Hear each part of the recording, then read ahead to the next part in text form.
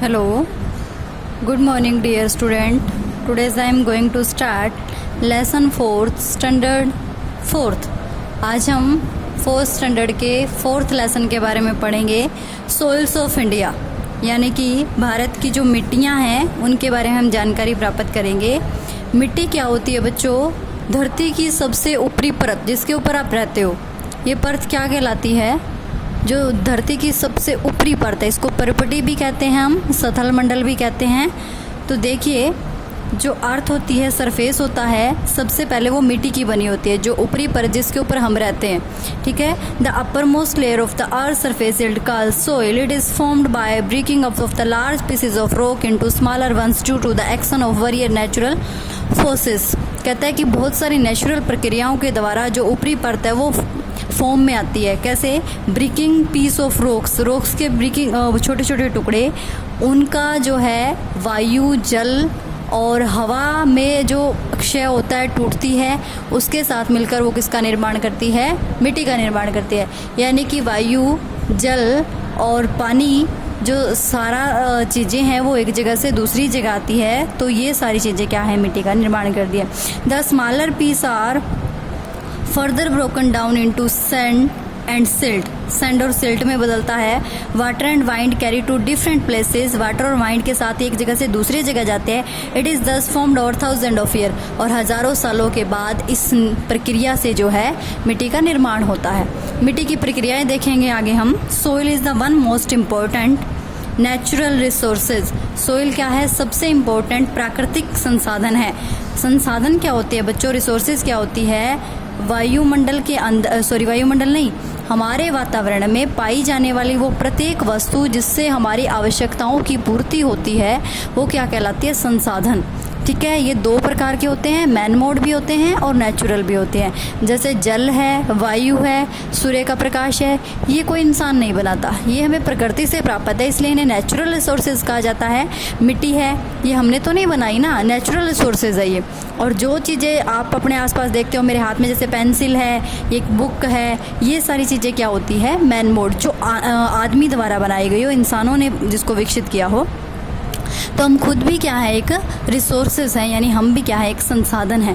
Because इस is the medium of growing crops as well as natural vegetations. कहते हैं कि हमारे लिए बहुत ज़रूरी प्राकृतिक संसाधन है, क्योंकि इसी के ऊपर सारी हम फसलें बोते हैं और इसी के ऊपर जो है बहुत सारे हम कार्य करते हैं। जैसे कुछ भी लगाना हो, उद्योग धंधे वगैरह, वो हम पृथ्वी के ऊपर ही लगाएंगे।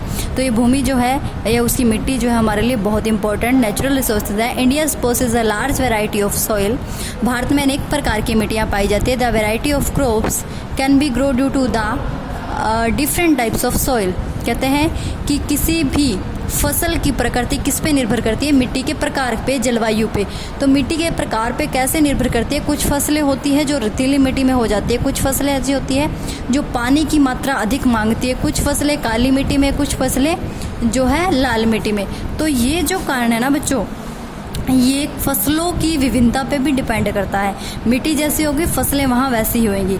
बन करके हम सारा कुछ पढ़ेंगे। सबसे पहले एलुवियल सॉइल। एलुवियल सॉइल जलोढ़ मिट्टी होती है, जिसको सबसे, जैसे हम कह सकते हैं, फर्टाइल माना जाता है, उपजाऊ मिट्टी।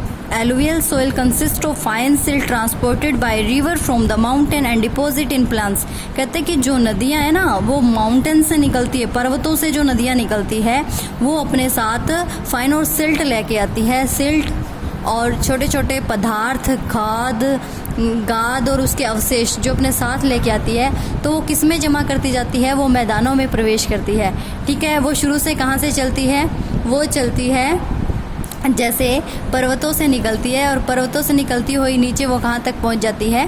मैदानों में निर्माण करती है। तो वो अपने साथ लाए हुए पदार्थों को छोड़ती चली जाती है, और जहाँ जहाँ वो पदार्थों को छोड़ती है उन जगहों पे मैदानों का निर्माण होता है। ठीक है। और वो मैदान जो बहुत उपजाऊ होते हैं, जैसे उत्तर भारत के मैदान। गंगा नदी है, गंगोत्री ग्लेशियर से निकलती है, और वहाँ कहाँ छोड़ती है? वो जैसे ही ग्लेशियर से निकलती है, वो कुछ राज्यों से होती हुई, पिछले लेसन में हमने पढ़ा था ना, नॉर्थन प्लेन में, तो वो छोड़ती है, तो वो प्लेन प्लेन्स क्या हो जाते हैं, बहुत उपजाऊ होते हैं। It is very fertile soil found in chiefly in the plains of Punjab. Punjab में मुख्य रूप से Haryana, Uttar Pradesh, Bihar, west Bengal, parts of Orissa, Madhya Pradesh and कुछ पार्ट राजस्थान का एंड छत्तीसगढ़, ये जो जगह है यहाँ पे ये वाली मिट्टी पाई जाती है। It is also found in the coastal planes. It is also found in the coastal planes. Coastal यानी कि तटीय इलाके जो होते हैं, जो समुद्री तट के किनारे लगते हैं, वहाँ भी ये वाली जलोढ़क मिट्टी जो है पाई जाती है। ये मिट्टी जो है फसलों के लिए बहुत ही फ़ायदेमंद है, उपजाऊ है, क्योंकि मिट्टी बहुत उपजाऊ होती है, फसल बहुत मात्रा में होती है। It is good for growing wheat, गेहूं के लिए, राइस चावल के लिए, शुगर केन, पल्सेस दालें, गन्ना, जूट आदि के लिए ये मिट्टी बहुत है उपजाऊ होती है। कल हमने ये सारी चीज़ें पढ़ी थी, पंजाब, हरियाणा, उत्तर प्रदेश, बिहार, पिछली वीडियो में जो पिछले लेसन की बनाई थी उसमें हमने ये सारे टॉपिक्स क्लियर कर लिए थे। नेक्स्ट है इसके अंदर black soil. Black soil also called the lava soil, इसे लावा सोइल कहा जाता है। It is made up of volcanic rocks, ये जो है वोल्केनिक रॉक से बनती है। It is return moisture for a long time, ये अपने आप में मॉइस्चर लॉन्ग टाइम तक सीमित रख सकती है, यानी कि अपने अंदर इसके जल धारण करने की क्षमता जो है ये पानी को रोके रखती है।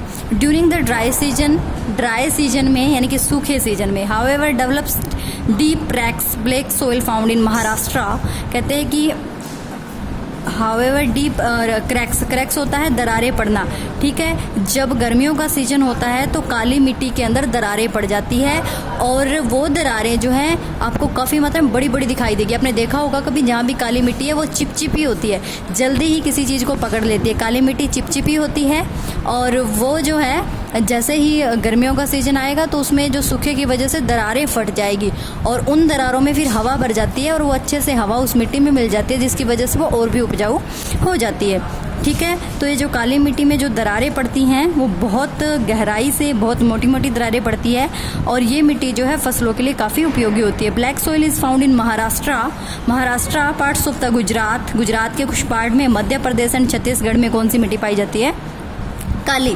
काली मिट्टी में जो है कॉटन क्रॉप्स सबसे ज़्यादा होती है, यानी कि कपास की खेती।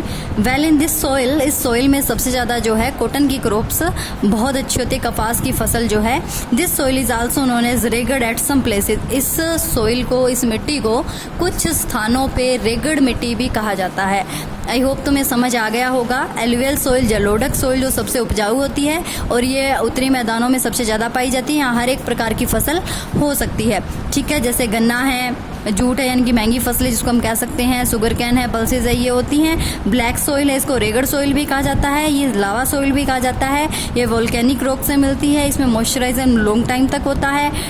ड्राई सीजन में इसमें दरारें पड़ जाती है, जिसकी वजह से नमी इसके अंदर अच्छे से मिल जाती है, और यहाँ पे कपास की फसलें सबसे अच्छी होती है। तो ये 2 टॉपिक्स हमने क्लियर कर लिए इसमें। नेक्स्ट में हम red soil and laterite soil के बारे में पढ़ेंगे। ध्यान से वीडियो को सुन लेना, कुछ भी मुश्किल नहीं है, बहुत ईजी है। Thank you.